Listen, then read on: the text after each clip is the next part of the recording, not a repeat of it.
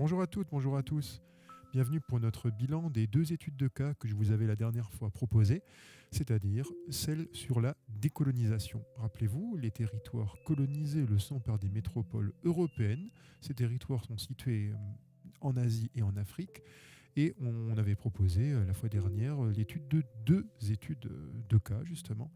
La première sur la décolonisation de l'Inde à partir du Royaume-Uni et la deuxième, la décolonisation française de l'Algérie. Vous allez pouvoir voir grâce à ces deux études de cas que les choses sont très complexes vu que les décolonisations ne sont vraiment pas toujours des moments qui sont pacifiques. L'étude de cas sur l'Algérie va nous montrer que, au contraire, il y a eu une guerre qui n'a pas porté son nom au départ. On parlait d'opération militaire ou d'opération de pacification. En réalité, il s'agit d'une guerre qui a été appelée plus tard la guerre d'Algérie. Donc, pourquoi ces difficultés à partir pour les pays colonisateurs, qu'on peut donc appeler les métropoles, par rapport aux territoires qui sont colonisés? Pourquoi ces tensions? C'est ce qu'on va étudier justement aujourd'hui. Comment se décolonisent ces deux cas, le Royaume-Uni en Inde, la France en Algérie? Alors, première chose, décolonisation de l'Inde. Donc, munissez-vous bien des documents que vous trouverez évidemment normalement que vous avez déjà entrevus, on les avait vus la fois dernière, on les avait présentés la fois dernière. Ces dossiers documentaires sont dans le Google Drive, dont le lien est comme d'habitude en dessous de la vidéo. Donc maintenant, regardons à partir de ce que vous avez étudié les fois précédentes concernant la décolonisation de l'Inde. Alors première chose, on a un ensemble de questions à se poser, notamment sur différents textes qui vont nous rappeler qui fait cette décolonisation, pourquoi ils le font et comment ils le font. Alors les deux premiers textes que vous allez pouvoir voir maintenant, voilà, je nous mets le petit pointeau fixe pour qu'on puisse marquer nos réponses ensemble. Et évidemment, on compilera ces réponses dans un tableau que je vous ai déjà aussi inclus dans les documents qui sont dans le Google Drive. Alors, pour la décolonisation de l'Inde, première question qu'on va se poser sur le texte qui est en haut à gauche, le parti du Congrès est-il pour ou est-il contre la décolonisation de l'Inde? Le prouver grâce au texte, quels sont les personnages principaux de ce parti? Alors, vous pouvez faire évidemment pause à chaque fois sur les vidéos, mais ça, c'est des choses que si vous avez étudié déjà les documents, comme on l'avait vu la fois dernière, vous devriez savoir. Donc, à partir de là, comme vous avez pu le voir, le parti du Congrès, c'est le parti de deux personnages principaux qui s'appellent Nehru et Gandhi. Donc Nehru et Gandhi sont les deux personnages principaux de ce parti, le parti du Congrès, ici. Ces deux personnages, ils sont, comme vous l'avez vu, évidemment, pour la décolonisation de l'Inde. Ils disent que la décolonisation de l'Inde doit se faire aussi vite que possible avec la fin de la domination anglaise en Inde et la déclaration de l'indépendance de l'Inde par rapport à la métropole anglaise. Le mot d'Inde libre également le montre. Donc à partir de là, donc comme on l'a vu là, on peut en déduire que le parti du Congrès, il est évidemment pour la décolonisation. Et il est composé de deux personnages principaux. Alors on va le placer là. Ces deux personnages étant Gandhi, on va voir exactement qui c'est, et Nehru. Alors qui sont Gandhi et Nehru? Alors les voilà. Voilà une image justement de la signature de cet acte de déclaration d'indépendance de l'Inde, avec côté gauche Nehru, le leader du parti du Congrès. Au centre, Lord Mountbatten, lui c'est le dernier vice-roi britannique de l'Inde. Il y avait à ce moment-là un roi britannique et un vice-roi chargé de l'Inde, et Ali Jinnah, le leader de la Ligue musulmane. Parce que l'Inde est divisée en différentes, en réalité, communautés, et ces communautés ont une majorité et une minorité. Gandhi n'est pas présent sur cette image, on verra exactement qui c'est juste après. Donc Nehru, c'est le leader du parti du Congrès, c'est un parti hindou, on va le voir. Donc voilà comment s'organise justement l'Inde. Vous avez en Inde, regardez bien maintenant les couleurs sur cette carte, vous avez une majorité hindoue qui pratique l'hindouisme, une des dernières religions. Alors elle est très complexe, la religion hindoue, c'est une religion qui est d'apparence polythéiste avec plusieurs dieux, un grand nombre de dieux, et en réalité chacun de ces dieux serait un aspect d'une divinité. Donc il y a un monothéisme qui se cache derrière un polythéisme, c'est très compliqué. En tout cas, c'est une des grandes religions justement actuellement, une des seules à ne pas avoir qu'une seule facette d'un dieu. On va dire les trois monothéismes, je vous les rappelle, c'est l'islam, c'est le christianisme et c'est le judaïsme. Donc la religion juive, la religion chrétienne, la religion musulmane. le plus ancien étant évidemment la religion juive, ça vous l'avez étudié les années précédentes. Et la religion musulmane, justement, on va la retrouver en minorité en Inde, mais elle est majoritaire dans certaines zones. Elle est majoritaire dans 2 endroits qui vont s'appeler le Pakistan oriental et le Pakistan occidental. Il y a une faute, hein, le Pakistan occidental est à l'ouest, le Pakistan oriental est à l'est. Le Pakistan oriental, après l'indépendance de l'Inde, va vite se renommer Bangladesh. Donc Pakistan et Bangladesh. Donc c'est des endroits là où vous avez une majorité de musulmans et dans les zones qui sont en orange sur la carte, vous avez une majorité d'hindous. Confondez pas indien et hindou. Hein. On peut être indien et chrétien. On peut être indien et rien du tout d'ailleurs. On a le droit de ne pas avoir de religion, d'être athée en Inde. Hein. Même si ça reste aujourd'hui quelque chose de relativement compliqué, la religion hindoue et les castes qui vont avec ayant une influence encore extrêmement importante sur la société. Donc, vous avez des zones où il y avait une majorité de musulmans, vous avez des zones majorité d'hindous. Ça ne changeait rien, en fait, pour l'organisation du pays, puisque, rappelez-vous, quand il est encore une colonie, ce territoire est contrôlé par les Britanniques, dont le représentant est donc Lord Mountbatten. Alors maintenant, Gandhi, Nehru, donc le leader du parti du Congrès, avec Gandhi qu'on va étudier en détail après, ils ont des idées sur ce qu'il devrait se passer après la décolonisation. Ils veulent une décolonisation, mais pour faire quoi? Donc là, c'est Ali Jinnah qui va nous le montrer, et c'est également donc le leader de la convention musulmane, hein, qu'on appelle Ligue musulmane, parce que lui, il a une autre idée. C'est dans le deuxième texte qu'on va le voir. Alors, première chose, question 2, pour le parti du Congrès, combien de pays devraient être créés après l'indépendance? Et pourquoi? Alors, comme vous avez pu le voir dans le texte 1, il ne parle évidemment que d'un seul pays qu'ils appellent l'Inde libre. Donc, pour Gandhi et Nehru, il ne doit y avoir qu'un seul pays, une Inde libre. Une seule Inde. Donc, Gandhi et Nehru veulent une solution à un État.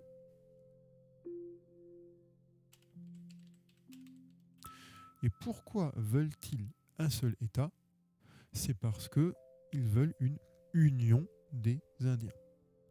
Donc pour faire cesser la domination, pour garder une Inde forte qui devienne l'alliée des Nations Unies, que l'ensemble du peuple soit en paix, Nehru et Gandhi, ils veulent une union de tous les Indiens. Ce qui veut dire les hindous plus les musulmans. Ils ne veulent pas une partition entre 2 États qui auraient chacun une dominante religieuse. Voilà les idées de Gandhi et Nehru. Attention, eux-mêmes, Nehru et Gandhi, sont hindous. Le parti du Congrès est un parti hindouiste.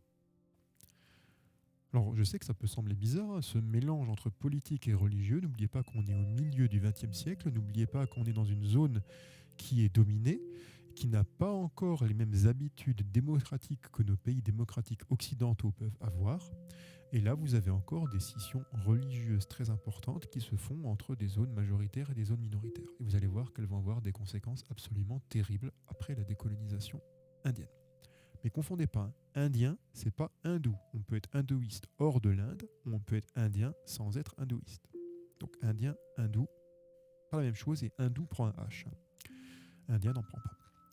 Comme vous pouvez le voir, hein, dans le deuxième texte. Justement, regardons ce deuxième texte pour voir maintenant ce que pense Ali Jinnah de la Ligue musulmane. Est-ce qu'il est pour la décolonisation? Est-ce qu'il est contre la décolonisation? Et j'ai déjà répondu à la moitié de la question, puisque le chef donc, du parti, on va déjà le marquer, s'appelle Ali Jinnah. Lui, c'est le chef du parti qu'on appelle la Ligue musulmane. Alors regardons. Donc, comme vous avez pu le voir pour la question 3, la Ligue musulmane, elle est évidemment, elle aussi, pour la décolonisation de l'Inde. Il veut la même chose que le parti du Congrès au niveau de la décolonisation, mais il veut 2 nations. 2 principales nations, avec la partition, c'est-à-dire la division du territoire, en 2 États souverains qu'il appellerait l'Hindoustan et le Pakistan. Son argumentaire, c'est qu'il n'y a jamais eu d'unité sociale, politique entre les 2 nations. En fait, il a peur. Il a peur, Ali Jinnah, parce qu'ils sont en minorité, les musulmans à ce moment-là en Inde, et il a peur qu'il y ait des problèmes, notamment par rapport à la minorité musulmane, au niveau de ses droits, mais aussi au niveau de sa reconnaissance sociale par rapport à l'immense majorité à ce moment-là qui est indienne et hindoue. Pardon. Donc à partir de là, il ne veut pas qu'il y ait de ségrégation qui soit faite envers les musulmans à partir de la fin de la décolonisation. Donc Ali Jinnah, il veut une solution à 2 États.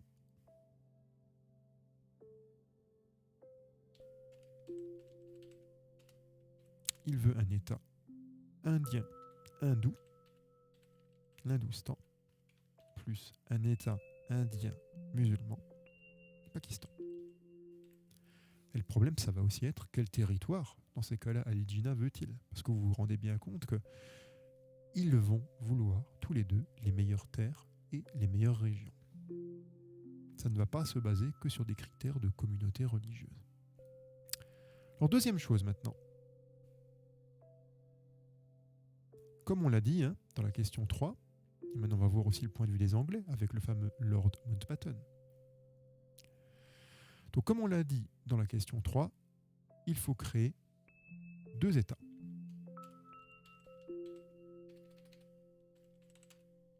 Pour éviter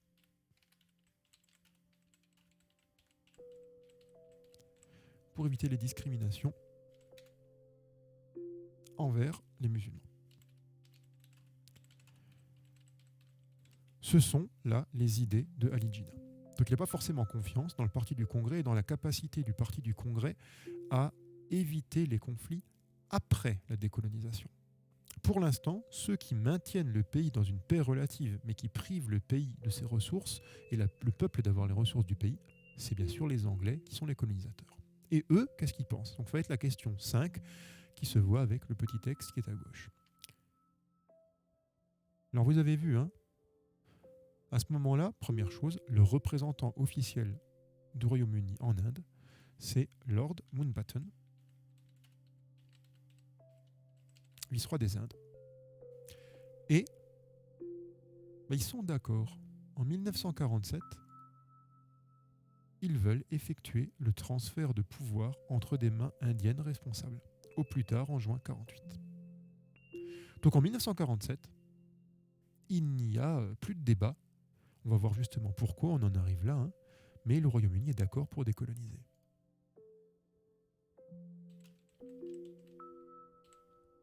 Donc le Royaume-Uni, ça se verra mais en noir.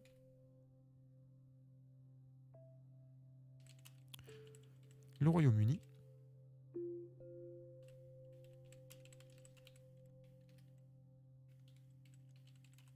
est d'accord pour décoloniser. Ouais. Voilà, il est d'accord pour décoloniser. Attention, il est d'accord pour décoloniser en 1947.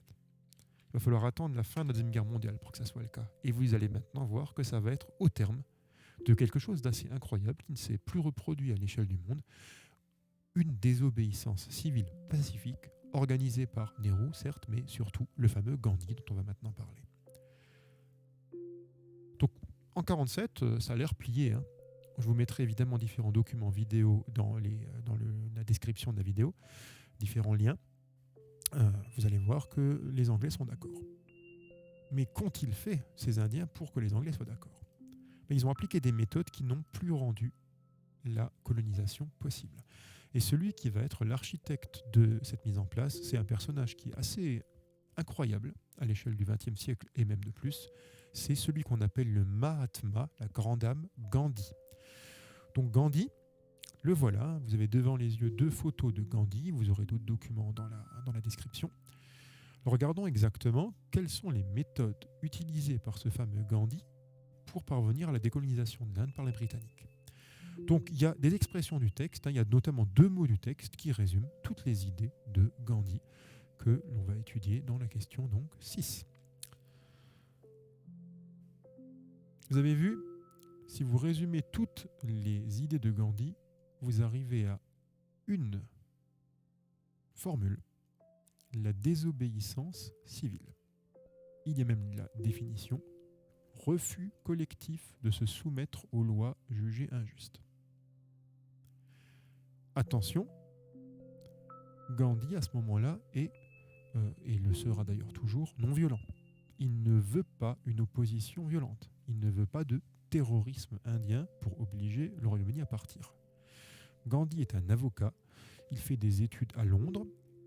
Vous le voyez avec des habits traditionnels parce qu'il est hindou, profondément religieux, mais il veut une solution à un État et un État multireligieux.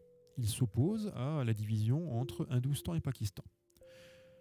Et, on va le voir aussi, il coud lui-même, comme le demande la religion hindouiste, ses propres habits. Il le fait surtout pour montrer qu'il ne faut plus importer de textiles britanniques. En fait, il ne veut plus que l'Inde devienne quelque chose qui amène de l'argent aux Anglais. Il veut qu'ils en perdent. C'est le but de Gandhi, faire perdre de l'argent au Royaume-Uni.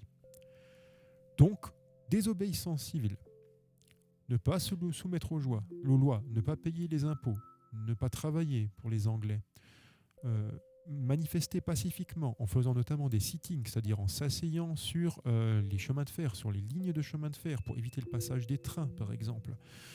Refuser tout ce qui peut faire du Royaume-Uni une colonie, une métropole intéressée par l'Inde. Le Royaume-Uni, lui, a amené justement l'Inde à être une de ses colonies pour récupérer les ressources de l'Inde. Gandhi veut que pacifiquement, on ne lui donne plus. Et l'Inde devient un gouffre financier après la Deuxième Guerre mondiale pour le Royaume-Uni. Sauf que Gandhi, il réussit son coup. Il va amener le Royaume-Uni à être obligé à la fin, suivant la pression internationale, il va y avoir des dérapages par le Royaume-Uni qui va, à certains moments, certains généraux en faire tirer dans la foule des gens qui sont non-violents, etc., etc. Donc il va y avoir des journalistes qui vont relayer tout ça, ça va être de plus en plus mal vu, toute la colonisation.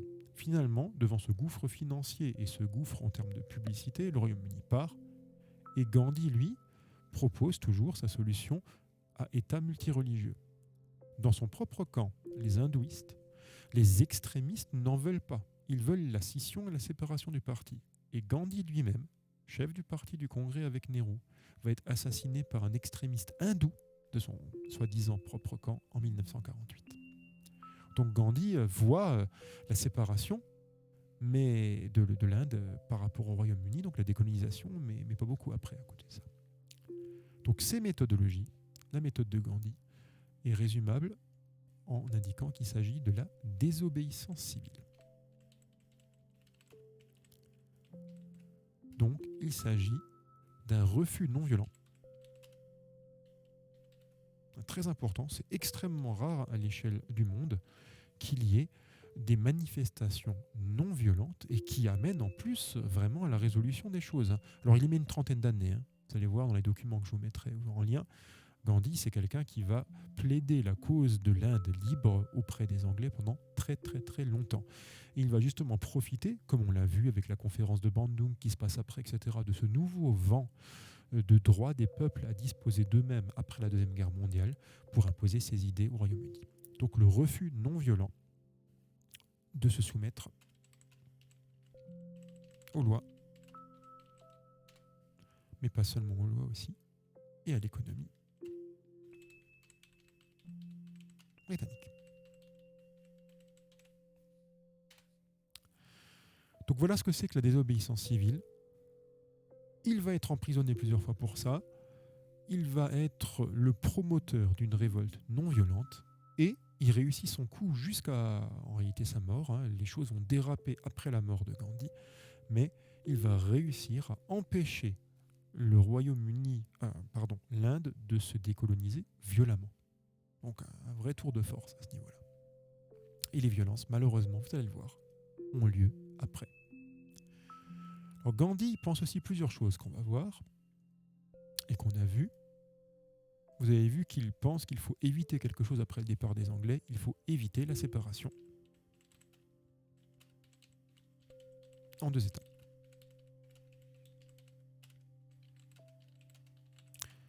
Pour une Inde forte. Il dit que la puissance du pays vient de son unité. Et ce qui lui arrive il est assassiné par un extrémiste de son propre camp.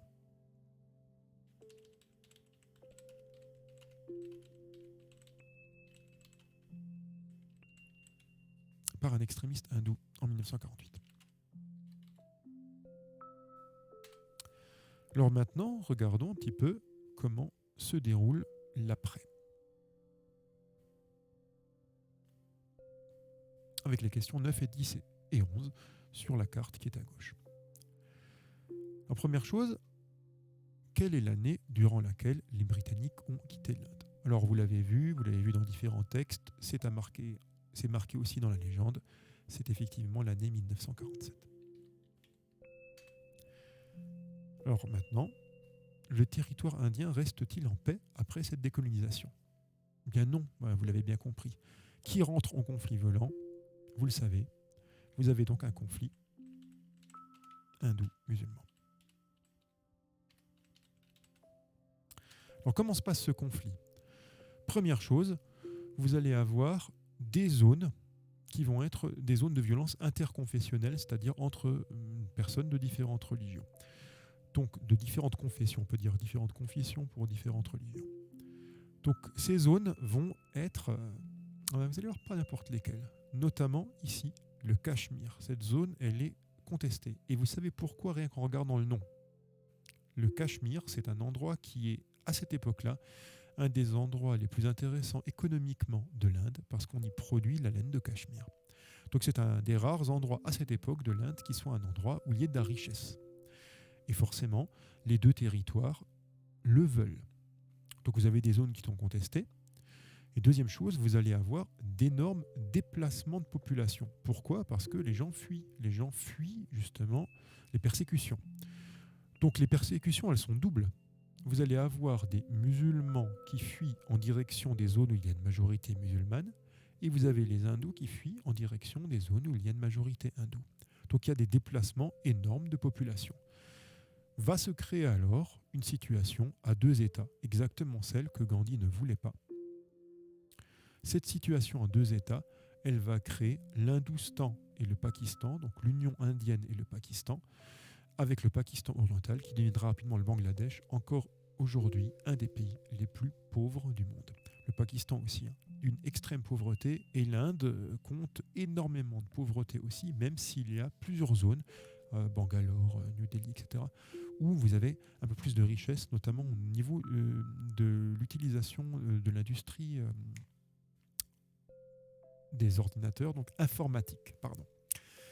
Donc, la volonté de Gandhi et de Nehru, les chefs du parti du Congrès, qui voulaient une solution à un État, non, elle n'est pas respectée. Donc non, vous avez bien une division en deux.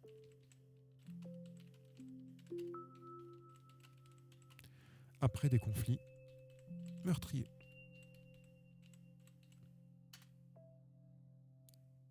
Donc cette division en deux va amener donc deux territoires.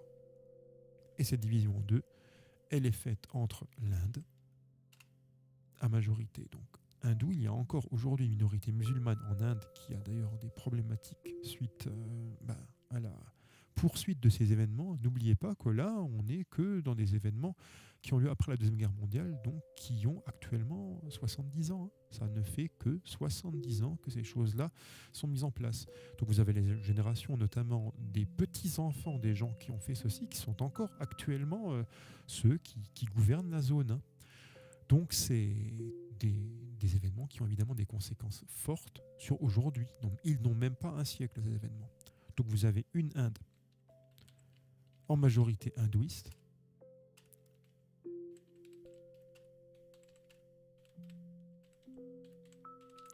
par rapport à un Pakistan et un Bangladesh qui sont musulmans. On avait vu que ce n'était pas possible, évidemment, d'avoir un pays qui est dans deux zones différentes reliées uniquement par un axe maritime. Ça ne fonctionne pas. Donc le Pakistan oriental va vite prendre son indépendance. Tout en restant évidemment à majorité musulmane. Donc voilà. Alors vous voyez un contexte particulier, donc contexte de la décolonisation de l'Inde. Vous avez une décolonisation pacifique qui dérape après la décolonisation. Elle est pacifique grâce à l'action d'un personnage qui n'a pas connu d'égal au XXe siècle, Gandhi, seul leader, un leader religieux et politique, fameux Mahatma, grande âme, qui, grâce à sa force de conviction, a amené un pays et une population à l'époque de 300 millions d'Indiens à se décoloniser au départ pacifiquement. Donc la procédure de décolonisation, elle est pacifique. Il y a tout de même des dérapages du côté du Royaume-Uni avec des tueries qui ont été faites et qui ont été dénoncées d'ailleurs par le Royaume-Uni lui-même lors de rassemblements non violents du côté de ceux qui voulaient décoloniser. À côté de ça, tout à fait un contexte différent maintenant, celui de notre deuxième étude de cas, la décolonisation de l'Algérie. Alors là, vous allez voir, on n'est pas dans le pacifisme, ni d'un côté, ni de l'autre. C'est une des heures les plus sombres du XXe siècle par rapport à la présence militaire française, notamment. C'est pour ça qu'on en a très peu parlé pendant très longtemps et qu'il a fallu attendre une cinquantaine d'années. C'est toujours le cas avec les grands conflits qui amènent des problèmes moraux, justement, dans les générations suivantes, notamment celles des fils et des filles de ceux qui ont connu les événements, et de ceux d'ailleurs qui les ont connus après que les événements aient fini. Vous allez avoir une chape de plomb qui tombe sur les idées, justement. Il y a des non-dits. Et pendant très longtemps, on n'a pas pu parler librement de la décolonisation de l'Algérie pour des raisons sociétales, notamment. Donc à partir de là, aujourd'hui, les choses sont un peu apaisées au niveau gouvernemental, notamment par rapport à ça. Il y a bien une reconnaissance des participants à la guerre d'Algérie, et d'ailleurs une reconnaissance qu'il y a bien eu une guerre d'Algérie. Il a fallu attendre le président Jacques Chirac, puis le président François Hollande, pour qu'il y ait vraiment, avec Nicolas Sarkozy qui a fait aussi des déclarations en ce sens, une prise de conscience de l'État français, une reconnaissance par l'État français des événements tragiques qui ont eu lieu en Algérie. Alors, quels sont ces événements ? Donc, on avait vu pour l'Inde que la grande date, c'est 1947. Là, on est déjà plus tard, puisque ce qu'on appelle maintenant la guerre d'Algérie commence en 1954 et finit en 1962. Alors, regardons exactement comment ces événements vont déraper. Première chose, ce n'est pas la même situation d'accord pour décoloniser que celle qui régnait en Inde par rapport à la position du Royaume-Uni en 1947. Regardons donc la question 1 et la une de journal. Alors, un journal écrit en français s'appelant L'Écho d'Alger. Pourquoi ? Parce que vous avez donc 1 million de Français parlant français comme langue principale qui sont allés faire notamment du commerce en Algérie, qui sont allés être patrons d'entreprise, qui sont allés travailler dans l'administration, qui sont tout simplement allés habiter et vivre en Algérie. On appelle ces Français ayant mis le pied sur le continent africain les pieds noirs.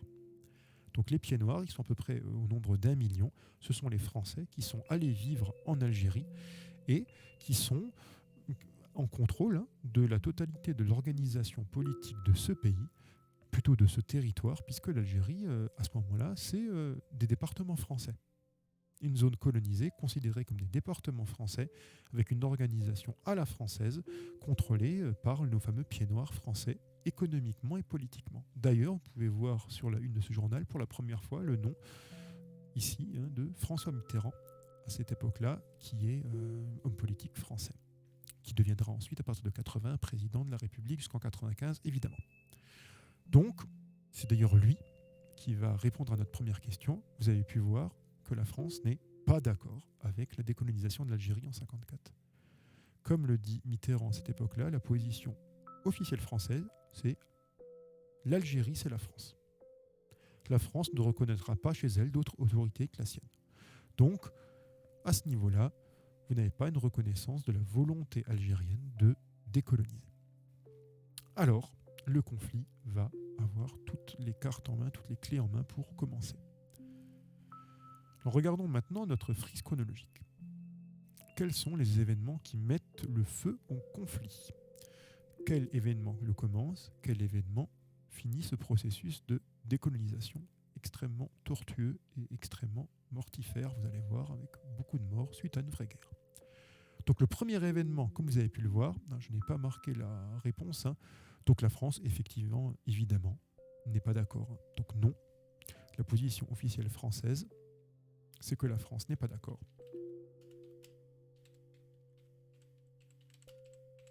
L'Algérie est considérée comme un ensemble de départements français.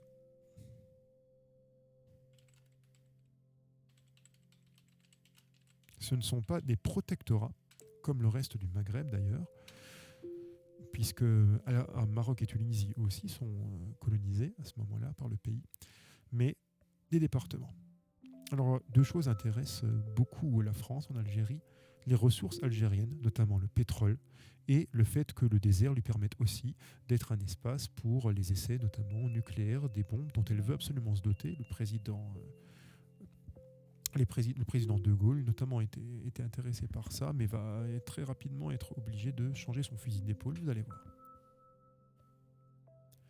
Donc, quand et par quel événement commence et finit le processus de décolonisation de l'Algérie par la France? Donc l'événement qui le débute, le départ de ce conflit, sont des attentats par une organisation qu'on appelle le FLN, qu'on va étudier. Donc il y a des attentats en 1954, c'est-à-dire que vous avez un groupe armé qui va commettre des actes destinés à amener les Français à repenser leur position en fait à des guerres pires.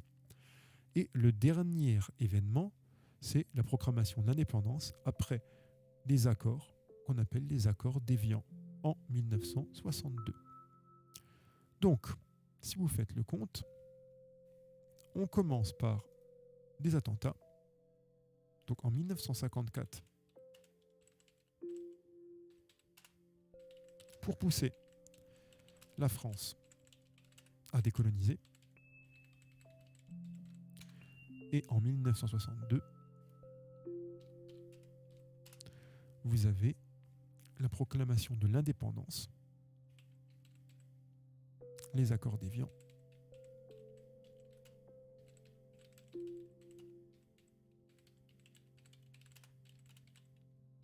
qui proclament l'indépendance de l'Algérie.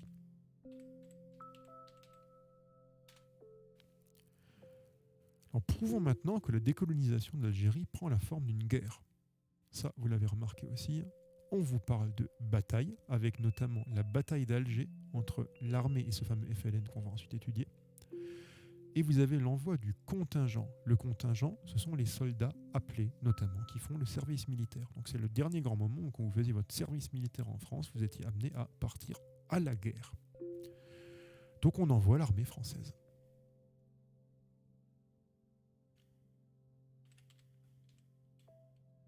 Je vous mettrai évidemment des documents par rapport à ça dans la description en lien.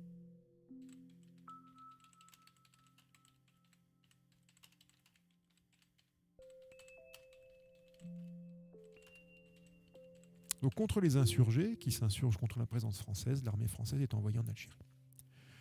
Celui qui décide finalement de permettre l'indépendance en Algérie, vous avez vu qui c'est, hein, on en parle 2 fois dans ce document, il s'agit de De Gaulle. Il y a le retour de De Gaulle à ce moment-là. On n'en avait plus entendu parler depuis la fin de la Deuxième Guerre mondiale. Il avait refusé la 4ème République, on l'étudiera justement après, parce qu'elle n'était pas assez présidentielle en termes de régime politique.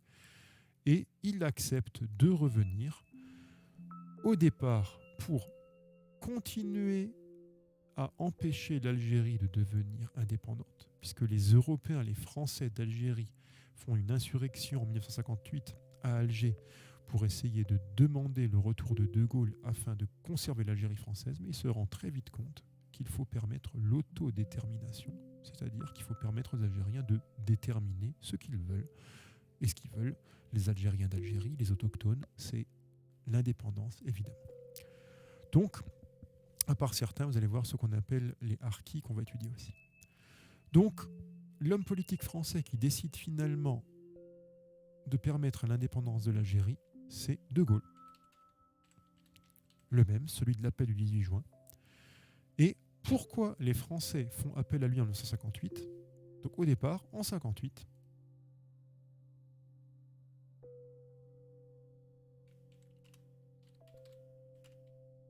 il est appelé par ce qu'on appelle donc les pieds noirs, donc les Français d'Algérie,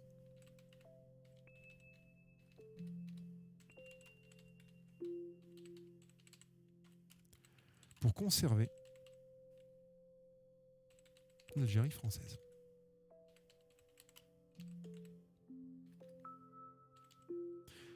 Mais il va vite se rendre compte que ça n'est plus possible.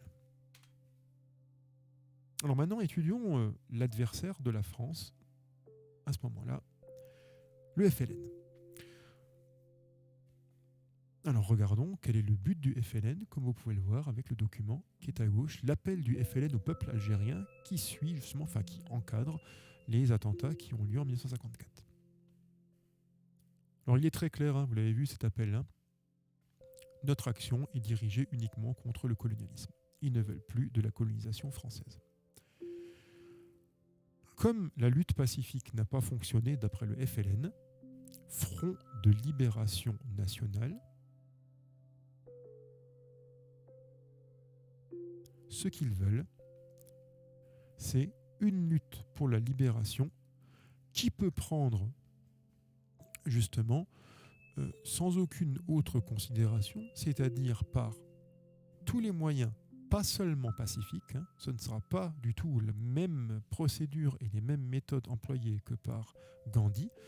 Le FLN dit, le pacifisme n'a rien donné, alors nous passons à la lutte armée. Donc c'est une organisation qui va commettre notamment des attentats contre la présence française en Algérie. Donc le FLN, c'est le Front de libération national, et son but, c'est tout simplement la décolonisation. Il veut décoloniser par tous les moyens. Notamment, le FLN va organiser pour ça des attentats. Bref, le conflit va devenir un conflit armé. On utilise la violence du côté du FLN, on utilise la violence du côté de l'armée française. Prouvons-le maintenant qu'ils n'hésiteront pas à utiliser la violence. Ils parlent bien d'une lutte de libération sans aucune autre considération pour tous les patriotes algériens de toutes les couches sociales, tous les partis, de tous les mouvements, pour rétablir un État algérien souverain. Et la France est déclarée, et le colonialisme, l'ennemi, le seul ennemi, colonialisme aveugle. Et s'il n'y a pas de moyens pacifiques qui marchent, vu que le colonialisme s'est refusé à accorder de la liberté par des moyens de lutte pacifique, on comprend en creux que les moyens de lutte ne seront pas pacifiques. Donc effectivement, vous avez l'utilisation là d'une lutte par tous les moyens.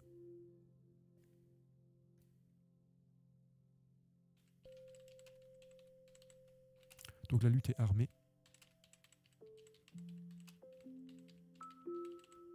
Elle n'est pas seulement pacifique. Regardons maintenant qui est Ahmed Ben Bella. Vous avez pu le voir pour la question 7, hein, le document est juste en dessous. Ahmed Ben Bella, c'est le chef du FLN. Et il devient le premier président de la République en Algérie de 63 à 65, une fois que l'Algérie est décolonisée.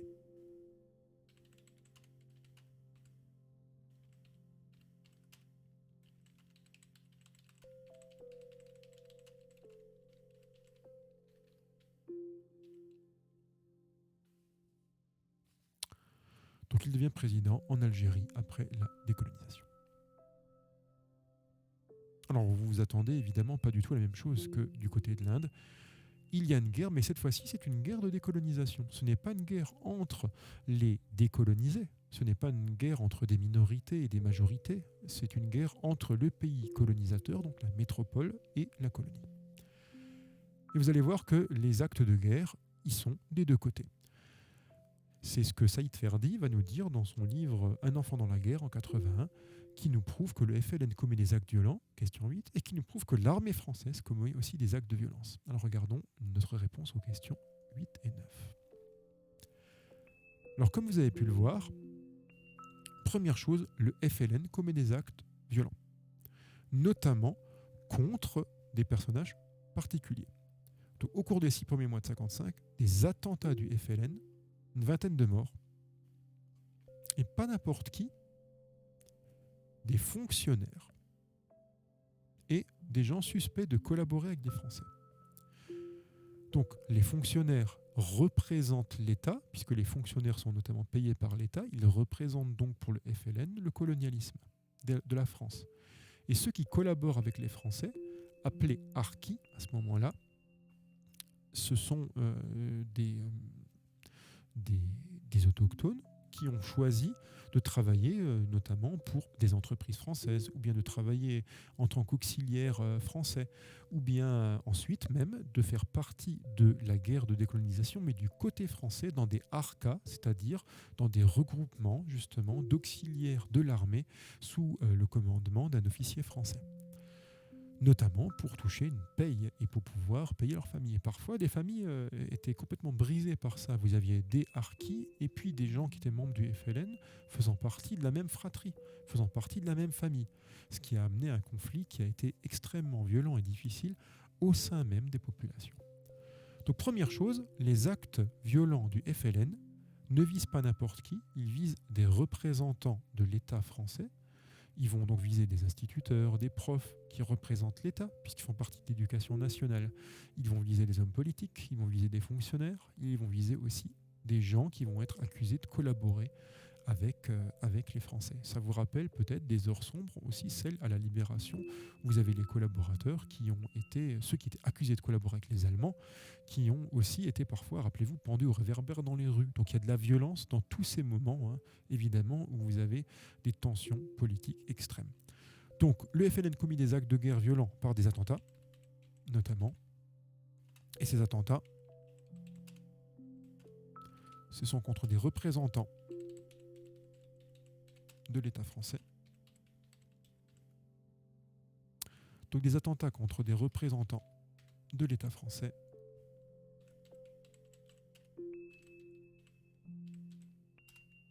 Et donc des autochtones, des Algériens, accusés d'aider la France. Le fameux harkis. Décidément, voilà.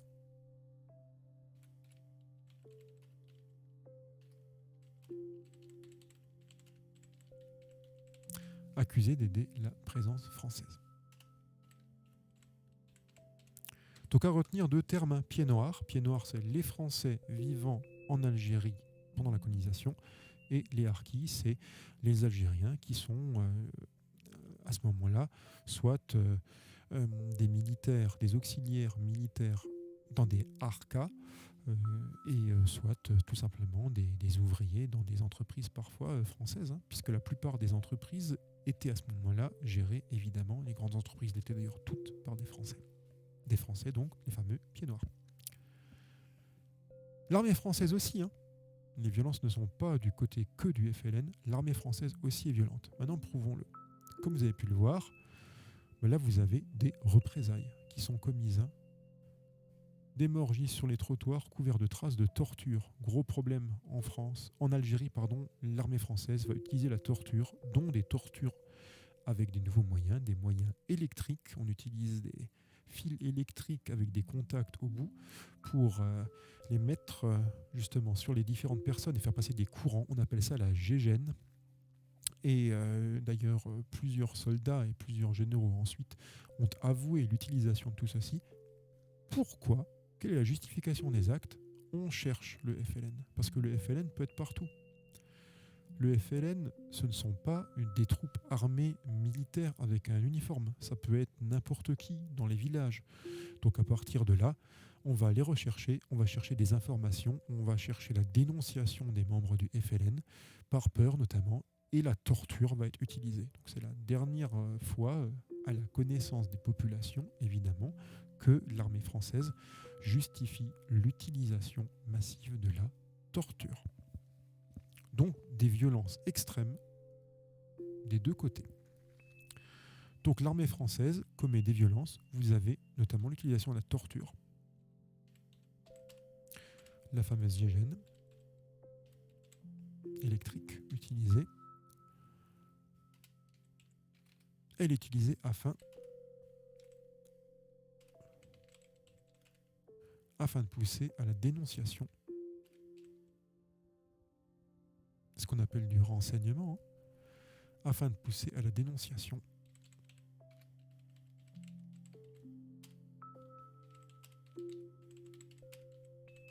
Des membres du FLN. Bah oui, vous n'avez pas une armée en face de vous. Vous avez des civils. Donc la torture est utilisée contre les civils. Donc ils nous le disent, les maquisards, c'est-à-dire là les membres du FLN retirés dans le maquis, commirent des actes aussi sauvages. Donc pour cette hauteur, vous voyez que les horreurs, manifestement, sont partagées. Il y a de la violence extrême des deux côtés.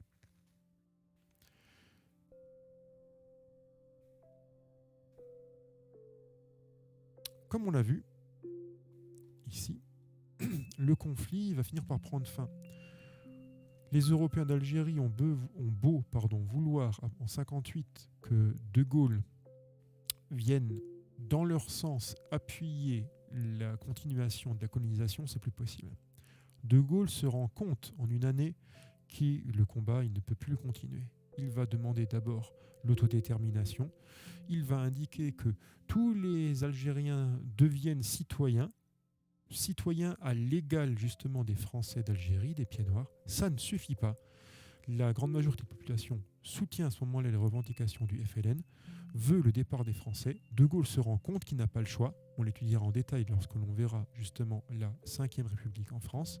Et justement, regardez, on change de République. Pourquoi ? Parce que De Gaulle, qui ne voulait pas du système de la 4e République, qu'il jugeait donner trop peu de pouvoir au président, il a une revendication.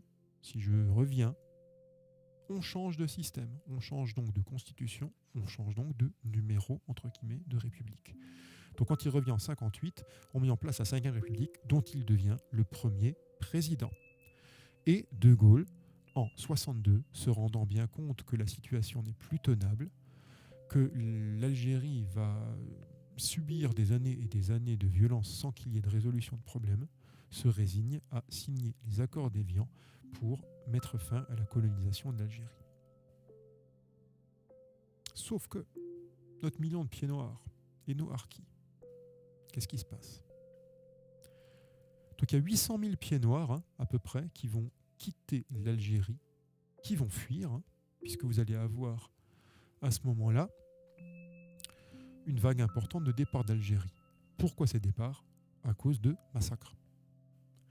Massacres de deux catégories de population, vous vous en rendez bien compte.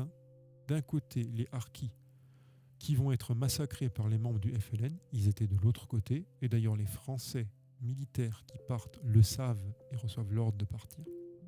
Et les pieds noirs, eux aussi, il va y avoir des massacres justement d'Européens et des massacres de harkis au moment de la décolonisation, après l'indépendance de l'Algérie, et ils fuient également. Donc vous allez avoir deux catégories de population qui tentent de fuir. Les pieds noirs, qui sont justement des Français avec une carte d'identité française, eux, fuient vers la France. Donc vous avez une fuite des pieds noirs, donc les Français d'Algérie.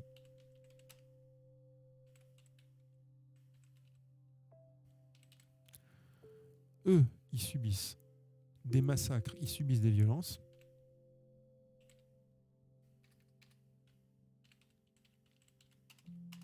Donc ils fuient. Certains le vivent d'ailleurs très très mal. Et de l'autre côté, nos harkis, eux, tentent de fuir l'Algérie. L'armée française a fait un deal avec le FLN. Le FLN voulait qu'ils restent. à ce moment-là, il veut qu'il reste. Pourquoi ? Notamment parce que l'armée française, à ce moment-là, a des doutes, enfin la France a des doutes, certains Algériens aussi, sur ce qui va se passer. Et ces doutes vont malheureusement se réaliser. Beaucoup de harkis vont être massacrés. Donc seulement 43 000 réussissent à venir en France. Mais étant donné que la France veut tirer un trait sur toute cette histoire et à ce moment-là veut la cacher, on ne parlera jamais de guerre d'Algérie, à ce moment-là officiellement, uniquement des événements d'Algérie ou de l'opération de pacification. Et dans ces cas-là, ces harkis vont être installés dans des camps et ne recevront une solde, une retraite militaire, alors qu'ils étaient auxiliaires, soldats avec les Français dans des harkas organisés par des soldats français, même des officiers français, mais ils ne recevront une solde militaire qu'à peu près une quarantaine d'années plus tard. Donc vous avez une situation qui est maintenant un entre-deux pour ces harkis qui ont pour certains réussi à fuir l'Algérie et à venir en France, mais qui ne vont pas être traités à ce moment-là comme ils auraient dû l'être, puisqu'ils ont aidé la France dans le contexte difficile de cette guerre. Donc les harkis, ce sont les soldats algériens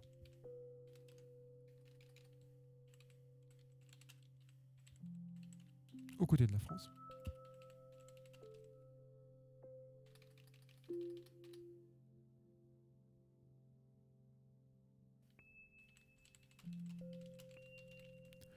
Et eux, comme on l'a dit, il y a eu des massacres, notamment organisés, et une fuite également. Donc, une affaire extrêmement sensible qui encore aujourd'hui a des conséquences politiques sur les liens que le gouvernement algérien a avec le gouvernement français, des liens tendus. Il y a une chose qu'on peut comprendre de tout ça, la colonisation amène forcément des tensions extrêmes. Les populations colonisées ne peuvent pas vivre bien le fait qu'une puissance étrangère se soit implantée chez eux et les prive d'un gouvernement autodéterminé. Donc vous le voyez, deux situations totalement différentes que l'on peut résumer avec ce tableau que je vous ai donné sous forme remplie et qui est là et qui va résumer notre chapitre sur la décolonisation. Puisque nous avons maintenant vu le contexte de la décolonisation et que ce tableau reprend les principes de ce que nous avons étudié avec nos deux études de cas. On a donc bien des personnages principaux. D'un côté, Gandhi, Nehru, Ali Jinnah, Lord Mountbatten, de l'autre côté, Ben Bella et De Gaulle. Les deux côtés étant le côté Inde et le côté Algérie. Une colonisation qui se déroule de manière totalement différente. Du côté indien, la désobéissance civile de Gandhi se met en place. Il y a deux idées opposées, indépendance à un État ou à deux États. Mais ces actions de décolonisation sont non violentes. De l'autre côté, vous avez en 1954 des attentats du FLN. Ils prennent le nom de Toussaint Rouge parce qu'il se passe pendant la période de la Toussaint, donc en septembre. Ils sont commis par le Front de Libération Nationale et vous avez des violences du Front National, du Front de Libération Nationale et de l'armée française. De Gaulle est rappelé au pouvoir en France et il finit par permettre l'indépendance de l'Algérie par les accords d'Évian, qui prennent la suite de la guerre d'Algérie. Je suis en train de faire les cadres en même temps, c'est pour ça que je me trompe beaucoup. Pendant qu'en 1947, date de l'indépendance en Inde est négociée. Donc vous avez deux situations différentes. Le moment de décolonisation n'est pas le même dans les deux cas. Du côté de l'Inde, vous avez un moment de la décolonisation qui est négocié. C'est donc non violent. Du côté de l'Algérie, vous avez un moment de la décolonisation qui est fait sous forme d'une guerre. C'est donc violent. Conséquence, et c'est là que les choses se rejoignent, malheureusement, puisqu'on n'évite pas la guerre civile entre hindous et musulmans en Inde, avec la création de deux États, Union indienne et Pakistan, qui existent toujours aujourd'hui d'ailleurs, avec le Bangladesh aussi, et du côté de l'Algérie, elles aussi, des violences après la fin du conflit, avec notamment les pieds noirs, les Français de métropole vivant en Algérie, qui fuient l'Algérie, et les harkis, les soldats algériens combattant aux côtés de l'armée française, qui sont massacrés et qui tentent de fuir vers la France. Donc voilà, conclusion de tout ceci. Pendant cette période, dans les années 40, 50, 60 de décolonisation, l'Algérie fait partie des derniers pays décolonisés parce qu'il y avait beaucoup de présence française et que la France ne voulait pas lâcher pour des raisons économiques et des raisons politiques et stratégiques cette zone de l'Algérie. Vous allez avoir des peuples qui ne veulent plus accepter la domination européenne sur leur territoire. Cette période-là concerne toute cette zone que l'on va ensuite appeler le tiers-monde, composée de l'Amérique du Sud, mais elle était très peu colonisée. Elle était déjà colonisée précédemment, puisque l'Espagne et le Portugal avaient déjà perdu ses colonies. Mais elle va concerner beaucoup l'Afrique et également l'Asie du Sud et une partie de l'Océanie. Aujourd'hui, il y a une différence fondamentale avec ce qui nous reste de cet empire colonial qu'on appelle les territoires d'outre-mer. L'outre-mer français, outre la mer, c'est-à-dire de l'autre côté de la mer, ces zones possédées encore aujourd'hui par la France, vous n'avez pas de citoyens de seconde zone. Tous les habitants de cette zone ont une carte d'identité française. D'ailleurs, vous l'avez vu lors des élections, ils votent et ils ont un statut de citoyen français. Donc c'est la grande différenciation. Vous n'avez pas un peuple brimé qui a moins de pouvoir que la puissance coloniale. Là, vous avez une organisation politique qui met sur un même plan d'égalité toutes ces populations, politiquement, économiquement. Vous allez voir que là, on l'étudiera dans notre chapitre sur notamment la France coloniale, la France de l'outre-mer, après avoir vu maintenant cette France coloniale. Vous avez des zones qui, économiquement, sont globalement moins riches. Le tourisme ne compensant pas les difficultés à faire de l'import-export parce qu'on est loin de la métropole. Donc vous avez des zones globalement de pauvreté qui n'ont pas le même niveau de vie pour notamment les populations autochtones que la métropole française. Et bien voilà pour notre chapitre. En confinement, on en aura quand même fait un minimum de 2, mais je pense qu'on en aura encore fait beaucoup plus avant que ça finisse.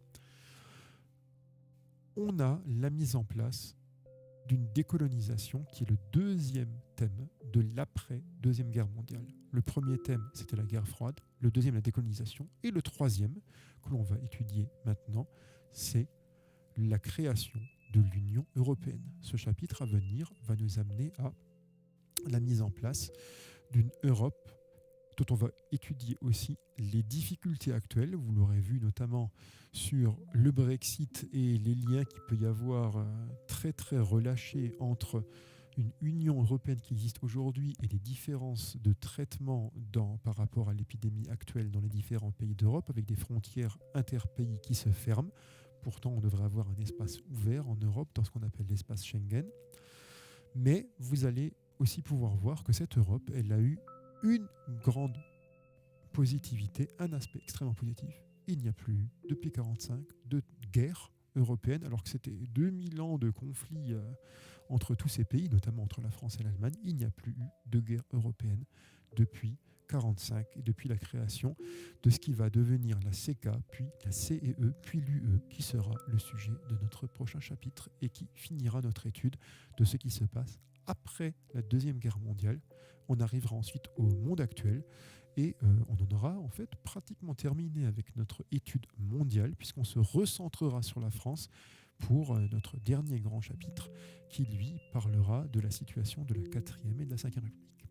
En attendant, je vous ai également mis, et je vous le mettrai donc en description en ligne, le premier petit questionnaire. Je vous enverrai aussi un mail à tous les 3e pour vous le rappeler, cette fois-ci sur la guerre froide, qui porte sur 15 points et qui sera intégré au 3e trimestre sur Pronote. Il est évident que, vu la situation actuelle, je ne compterai dans les moyennes que les notes qui sont au-dessus de 10 sur 20, c'est-à-dire de 7,5 sur 15. Donc, faites bien ce petit questionnaire, notamment, pas pour être noté, pas pour recevoir un résultat, mais pour vérifier votre acquisition de connaissances. Je vous ai mis aussi à chaque fois des réponses. avec des documents à voir aussi pour compléter vos connaissances, cette fois-ci sur la guerre froide. Et je vous mettrai aussi un questionnaire sur la décolonisation au cours de la semaine. Donc ce questionnaire, vous le retrouverez au lien que je vais d'ailleurs vous mettre dans la description et que je vais vous envoyer par mail, par mon bureau numérique. N'oubliez pas d'y intégrer dans la première question, la question sur justement qui va vous demander de mettre ce code, le code élève que je vous ai déjà transmis par mail et qui vous est à chacun spécifique, pour éviter de faire traîner votre nom, prénom et classe sur Internet, chose que la régulation et la protection des données ne nous permet pas. Voilà, donc je vous donne rendez-vous au cours de la semaine ou en début de semaine prochaine pour notre prochain rendez-vous de cours. Alors, c'est officiellement les vacances, vous n'êtes pas du tout obligé de regarder ça maintenant. Jetez-y peut-être quand même un œil. Enfin, je dis ça à des gens qui sont déjà en train de regarder la vidéo, donc c'est un peu bête. Mais si vous le regardez aussi, pour certains d'entre vous, à la rentrée dans 2 semaines, je vous souhaite une très bonne rentrée virtuelle de confinement.